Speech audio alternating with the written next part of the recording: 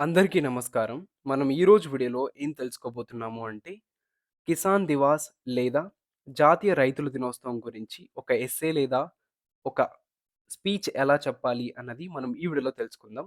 ముందుగా ఇలా స్టార్ట్ చేయండి. గౌరవనీయులైన అధ్యక్షుల గారికి, వేదికపై ఉన్న ప్రముఖులకు, ఉపాధ్యాయులకు మరియు నా ప్రియమైన స్నేహితులందరికీ నమస్కారాలు. ఈరోజు మనమంతా ఎంతో ప్రాముఖ్యత కలిగిన జాతీయ రైతుల దినోత్సవం అంటే కిసాన్ దివాస్‌ను జరుపుకోవడానికి ఇక్కడ కూడాం. భారతదేశం ఒక వ్యవసాయ ప్రధాన దేశం. మన దేశ ఆర్థిక వ్యవస్థకు, సంస్కృతికి, జీవన విధానానికి రైతే పునాది. రైతు ఉన్నాడంటేనే మనకు అన్నం ఉంది, జీవితం ఉంది. ప్రతి సంవత్సరం డిసెంబర్ 23న జాతీయ రైతుల దినోత్సవాన్ని జరుపుకుంటారు. ఈ రోజును మాజీ ప్రధాని చౌధరీ చరణ్ సింగ్ గారి జన్మదినాన్ని పురస్కరించుకొని నిర్వహిస్తారు. ఆయన రైతుల సంక్షేమానికి తన జీవితాన్ని అంకితం చేసిన గొప్ప నాయకుడు. వ్యవసాయం దేశానికి వెన్నెముక అని ఆయన నమ్మారు. రైతులు బలంగా ఉంటేనే దేశం బలంగా ఉంటుందని ఆయన స్పష్టంగా చెప్పారు. అందుకే ఆయన సేవలను గుర్తించి ఈ రోజును జాతీయ రైతుల దినోత్సవంగా ప్రకటించారు. రైతు అంటే కేవలం పంటలు పండించే వ్యక్తి మాత్రమే కాదు. రైతు మన ఆహార భద్రతకు కాపలాదారు. మనం రోజూ తినే అన్నం, కూరగాయలు, పండ్లు, పాలు ఇవన్నీ రైతుల కష్టఫలితం. మనం సుఖంగా భోజనం చేస్తున్నప్పుడు రైతు ఎండలో, వానలో, చలిలో, పొలాల్లో పనిచేస్తుంటాడు. ప్రకృతి మీద ఆధారపడి అనిశ్చిత పరిస్థితుల్లో జీవిస్తూ కూడా మనకు ఆహారం అందిస్తున్నాడు. కిసాన్ దివాస్‌ను జరుపుకునే ప్రధాన ఉద్దేశ్యం రైతుల పాత్రను గుర్తించడం, వారి కష్టాలను అర్థం చేసుకోవడం మరియు సమాజంలో వ్యవసాయం పట్ల గౌరవాన్ని పెంచడం. ఈరోజు రైతులకు కృతజ్ఞత చెప్పే రోజు. రైతుల సమస్యలపై చర్చించే రోజు. రైతుల భవిష్యత్తు గురించి ఆలోచించే రోజు.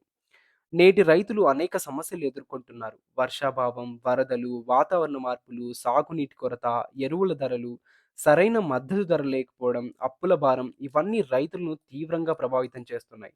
అయినా కూడా రైతు వెనక్కి తగ్గడు. మళ్ళీ నేల దున్ని విత్తనం వేసి ఆశతో పంట సాగు చేస్తాడు. ఆ ధైర్యమే రైతు గొప్పతనం.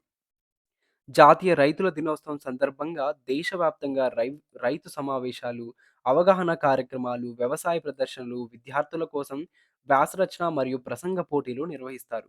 ప్రభుత్వం కూడా రైతుల కోసం తీసుకొచ్చిన పథకాలపై అవగాహన కల్పిస్తుంది.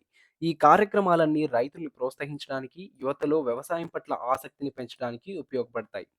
విద్యార్థులమైన మనం కూడా రైతుల పట్ల బాధ్యత ఉంది. ఆహారాన్ని వృధా చేయకూడదు. రైతు కష్టాన్ని గౌరవించాలి. వ్యవసాయం ఒక గొప్ప వృత్తి అని తెలుసుకోవాలి. భవిష్యత్తులో ఆధునిక సాంకేతికతను ఉపయోగించి వ్యవసాయాన్ని అభివృద్ధి చేయాల్సిన బాధ్యత యువతపై ఉంది. రైతులను గౌరవించడం అంటే కేవలం ఒక రోజుతో పరిమితం కావడం కాదు. రైతులకు సరైన ధరలు లభించేలా చూడాలి.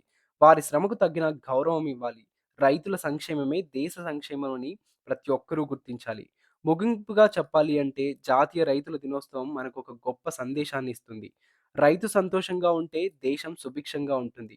రైతు బలంగా ఉంటే భారతదేశం బలంగా ఉంటుంది. అందుకే మనమంతా రైతుల పట్ల కృతజ్ఞతతో, గౌరవంతో, బాధ్యతతో ముందుకు సాగాలి. ఈ సందర్భంగా రైతులందరికీ నా హృదయపూర్వక వందనాలు తెలియజేస్తూ నా ప్రసంగాన్ని ముగిస్తున్నాను. ధన్యవాదాలు. తెలుగు విప్లవం.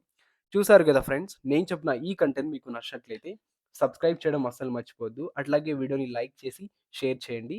ఇంకా ఎలాంటి విషయాల గురించి తెలుసుకోవాలనుకుంటున్నారో కింద కామెంట్ సెక్షన్‌లో పంచుకోండి.